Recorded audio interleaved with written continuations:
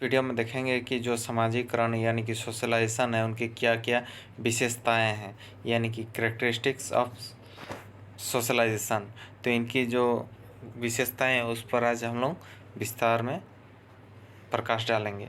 तो क्या कहता है ये सामाजिकरण की विशेषताएं कि मानव का व्यक्तित्व जीवन से ही निर्धारित नहीं होता है। जो उनका व्यक्तित्व है वो क्या जीवन से निर्धारित नहीं होता कि ये जन्म लिया तो उसका व्यक्तित्व हो गया, क्योंकि मानव जब शिशु में जन्म लेता है तब वो एक कोरे कागज़ के समान होता है। इस नवजात शिशु के पास ना तो भाषा होती और ना ही उसमें विचार शक्ति और ना ही कोई नियम तथा संस्कृति रहता है। यानी कि जब बच्चा एक जन्म लेता है नवजात शिशु तो उस पर कुछ नहीं रहता है, ना बोलने का ज्ञान रहता है, ना बोल सकता है, ना वो किसी संस्कृति को जानता है, ना उसको सोचने समझने की क्षमता होता है, कुछ नहीं। तो इसलिए इसको कोरे कागज़ के रूप में के साथ तुलना किया गया है। हालांकि कहते हैं जन्म के समय बच्चे एक जीवित प्राणी के रूप में होता है, यानी कि जब जन्म लेता है उसमें बस जीवन ही रहता है, यही एक उसका रूपरेखा कहा गया है। फिर वो बच्चा समाज में रहते हुए जैविकीय प्राणी से सामाजिक प्राणी में बदल जाता है। जो जैविकीय प्राणी उससे सामाजिक प्राणी में बदलता है जैसे जैसे वह समाज में अपना भागीदारी लेता है, समाज के कार्यक्रम में साथ जो सामाजिकरण से संभव है। अतः सामाजिकरण की निम्नलिखित विशेषताएं, ये जो उसमें बदलाव आता है ये किससे पॉसिबल होता है, वो सामाजिकरण के ही बदौलत वो उसमें गुण आता है, निहित होता है। इसलिए इनकी विशेषताएं क्या क्या है।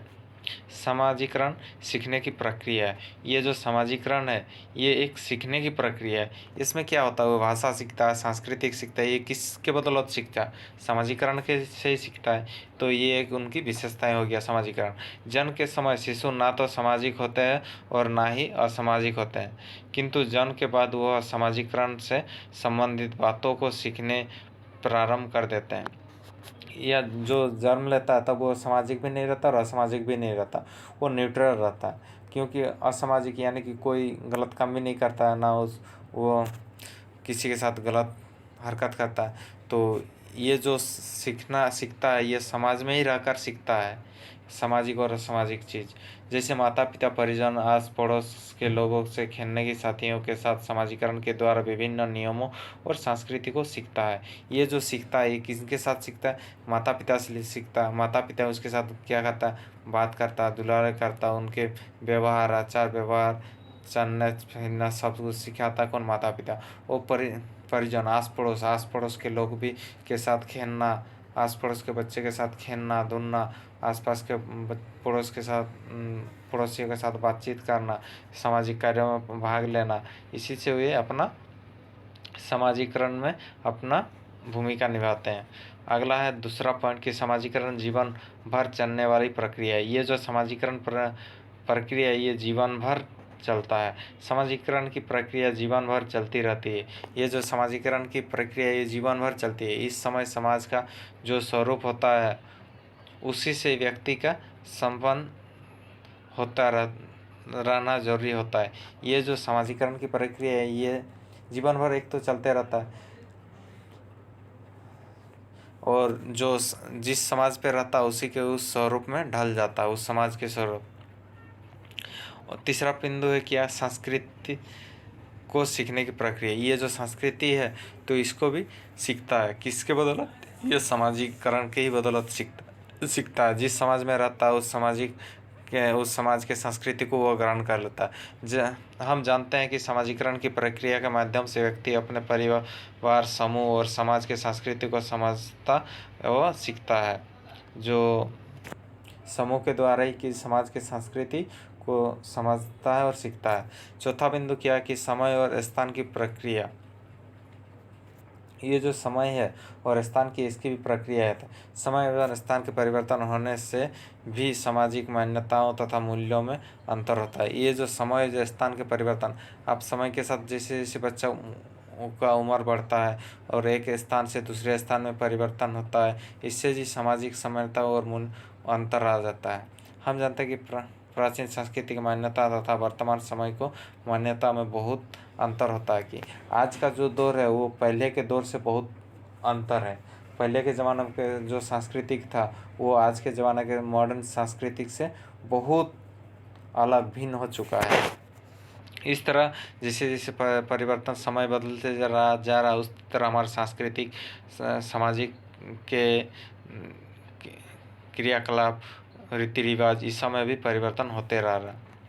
अगला पांचवा बिंदु है व्यक्ति का व्यक्तित्व का विकास होना। ये जो व्यक्ति कोई भी मनुष्य जब जन्म लेता है उसके व्यक्तित्व उसके आचार व्यवहार उसका भी विकास होता है। किसके बदौलत? समाजीकरण के ही बदौलत, समाज में ही रहकर ये संभव है। समाजीकरण के द्वारा ही व्यक्ति में व्यक्तित्व का विकास होता है। जब कोई भी व्यक्ति समाज में कोई कार्य करता है तो उसका समाज में एक अलग पहचान बनता है। यानी कि कोई आप 5 आदमी के बीच एक काम कीजिएगा तो आपका क्या होगा, उन 5 व्यक्ति के सामने एक अनोखा पहचान बन जाएगा। यानी कि उसका एक अलग व्यक्तित्व का विकास होता है। इसी को ही एक व्यक्तित्व का विकास के रूप में परिभाषित किया गया। अगला छठा बिंदु क्या कहता है? संस्कृति का स्थानांतरण। जो संस्कृति का स्थानांतरण है वो समाजीकरण के से ही बदौलत होता है। मान लीजिए कोई भी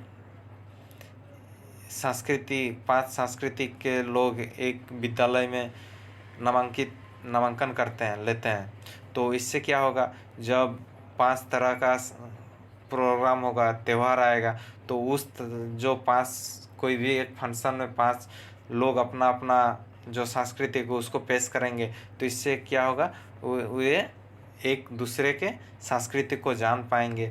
वो उसमें अगर रुचि रहा, इंटरेस्ट रहा तो उस संस्कृति को ग्रहण भी कर सकते हैं।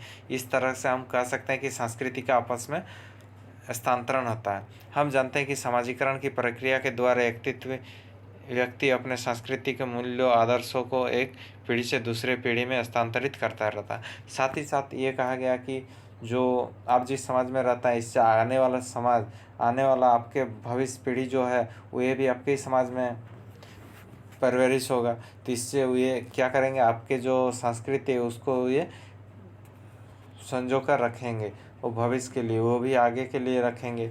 इसी से संस्कृति का स्थानांतरण होते रहता है। तो उम्मीद करता हूँ ये आज का जो वीडियो ये आपको अच्छा लगा। तो धन्यवाद।